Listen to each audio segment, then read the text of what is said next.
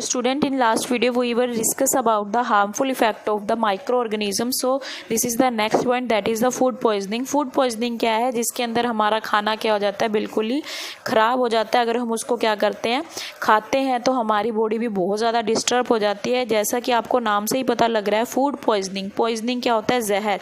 यानी एक जो खाना हमें हेल्दी बनाता है उसको वो क्या कर देता है, पॉइजन के अंदर कन्वर्ट कर देता है। और अगर हम पॉइजन को इनटेक करेंगे तो हमारी बॉडी के अंदर नुकसान होगा ही होगा। तो इसी वजह से क्या कहा जाता है कि खाने को अच्छे से संभाल कर रखना चाहिए अगर वो बच भी जाता है। ठीक है।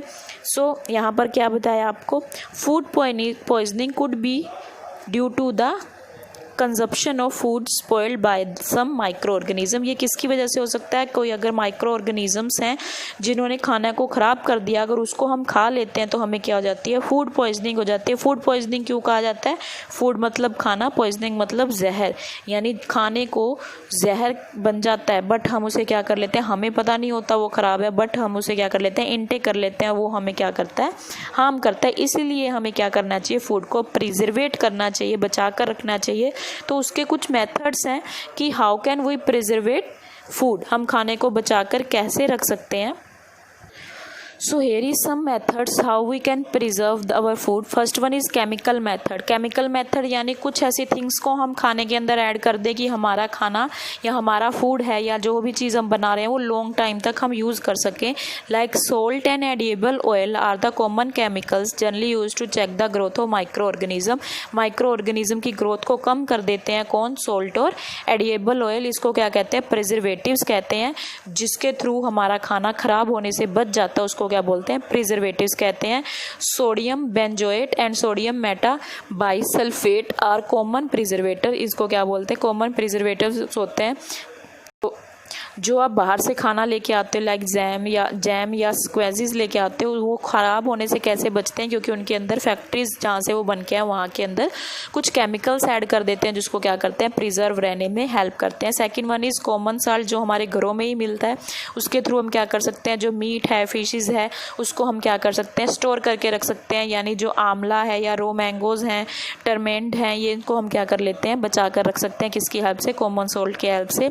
शुगर की हेल्प से हम थिंग्स को बचा सकते हैं, जैसे जैम्स, जेलीज, स्क्वैशेस होते हैं। इनके थ्रू क्या होता है, शुगर क्या कर देता है, जो ग्रोथ ऑफ माइक्रो ऑर्गेनिज्म उसे रिड्यूस कर देता है और हमारे खाने को स्पॉइल होने से बचा देता है। And now preservation by oil and vinegar. Vinegar और ऑयल की वजह से प्रिजर्वेशन किया जा सकता है। ये तो आपको पता है कि हम क्या करते हैं, कोई भी चीज़ घर पे बनाते हैं तो उसके अंदर हम विनेगर ऐड कर देते हैं, जिसे हम सिरका कहते हैं। क्यों? क्योंकि उससे क्या है कि जो ग्रोथ है माइक्रो ऑर्गेनिजम्स की वो क्या हो जाती है, कम हो जाती है और हमारा खाना क्या है, लॉन्ग टाइम उसे यूज़ कर सकते हैं। And last one is heat and cold treatment. गर्म करके या उसे बहुत ज़्यादा ठंडा करके। लाइक आप क्या देखोगे कि जब हमारे घर में फ्रिज ख़राब हो या लाइट ना हो तो आपके मॉम क्या करते हैं, दूध को बार बार गर्म करते हैं, हीट करते हैं। क्यों? क्योंकि उससे क्या होगा, जो ग्रोथ है माइक्रो ऑर्गेनिजम्स की वो क्या हो जाएगी, बहुत कम हो जाएगी या फिर वो ख़त्म ही हो जाएंगे, यानी किल हो जाएंगे, जिसके थ्रू हम अपने खाने को बचा सकते हैं। कोल्ड ट्रीटमेंट, लाइक जो खाना हमारे घर बच जाता है हम इसको क्या करते हैं, फ्रिज के अंदर रख देते हैं और ठंडे जगह पर माइक्रो ऑर्गेनिजम्स की स्पीड बहुत ही ज़्यादा कम हो जाती है, जिसकी वजह से हम क्या करते हैं, उनको वहाँ पर प्रिजर्व करके रखते हैं ताकि उसका यूजेस है वो क्या हो जाए, लॉन्ग टाइम तक हो जाए।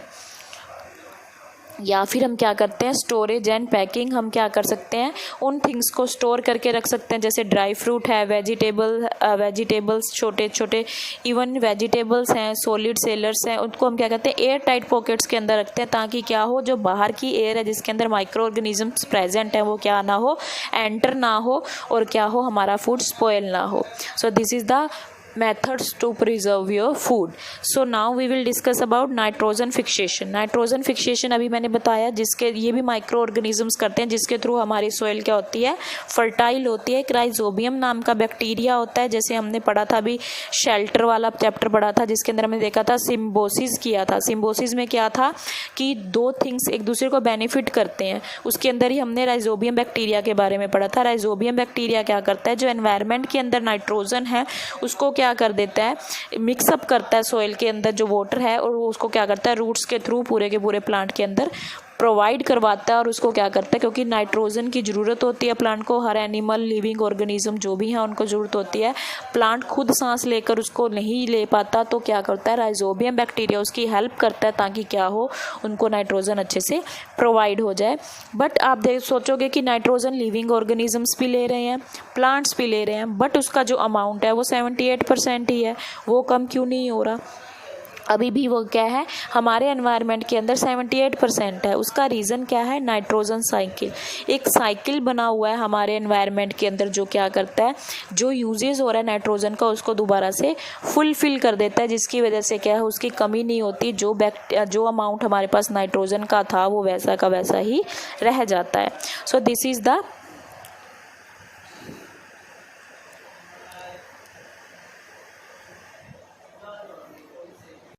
ये क्या है, नाइट्रोजन साइकिल है, जिसके अंदर आप देखोगे एटमॉस्फेरिक नाइट्रोजन यानी जो हमारे एनवायरनमेंट के अंदर प्रेजेंट है वो कौन क्या हो रहा है, जो उसके अंदर बैक्टीरिया है, ब्लू ग्रीन एल्गा है, वो क्या कर रहा है, एटमॉस्फेरिक नाइट्रोजन को फिक्स कर रहा है।